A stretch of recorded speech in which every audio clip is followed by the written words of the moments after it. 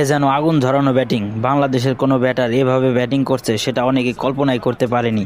হাবিবুর রহমান সোহান 25 বছর বয়সী এই বাংলাদেশি ব্যাটার রাইজিং এশিয়া কাপে যে ব্যাটিং দেখিয়েছে তাতে অবাক হয়ে গেছে সবাই। ভেঙে দিয়েছেন কুইন্টন ডিককের রেকর্ড। হংকংয়ের দেয়া 167 রানের জবাবে ব্যাটিং করতে নেমে হাবিবুর রহমান সোহান প্রথম ওভারে নিয়ে আসেন 3 ছক্কায় 19 রান। এরপর দ্বিতীয় ওভারে হ্যাট্রিক চার ও 1 ছক্কায় করেন 20 রান। তৃতীয় ওভারেও কোনো ছাড় দেননি, 2টি ছক্কা ও 1টি চারে 17 রান তুলে নেন। মাত্র 14 বলে দ্রুততম 50 রেকর্ড গড়েন হাবিবুর রহমান সোহান, যার স্ট্রাইক রেট ছিল 350-এরও উপরে। শুধু এখানেই থেমে থাকেননি, 50 করার পর আরও বিধ্বংসী হয়ে ওঠে। 2টি চার এবং 2টি ছক্কায় চতুর্থ ওভারে নিয়ে আসেন 21 রান। তাতে 4 ওভার শেষে 19 বলে 72 রান করেন হাবিবুর রহমান সোহান এবং বাংলাদেশের সংগ্রহ বিনা উইকেটে 77 রান। মাথা নষ্ট, পাগলাটে কিংবা অগ্নিঝরা, আপনি যাই বলেন, হাবিবুর রহমান সোহানের এই ব্যাটিং সবকিছুকে ছাড়িয়ে যাবে। আপনি জানলে অবাক হবেন, বাংলাদেশ 100 রান করে মাত্র 5 ওভার 2 বলে।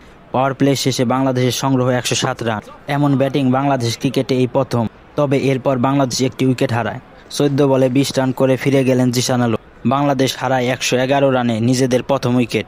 এর আগে হংকং প্রথমে ব্যাটিং করতে নেমে 20 ওভার শেষে 8 উইকেট হারিয়ে 167 রানের টার্গেট দেয় বাংলাদেশকে। হংকংয়ের 167 রানকে কোনো পাত্তাই দেয়নি বাংলাদেশ। এরপর দারুণভাবে বাংলাদেশের ইতিহাসের সমস্ত রেকর্ড ভেঙে মাত্র 35 বলে তার ক্যারিয়ারের প্রথম সেঞ্চুরি করেন হাবিবুর রহমান সোহান। বাংলাদেশের প্রথম কোনো ব্যাটার 35 বলে সেঞ্চুরি করলেন।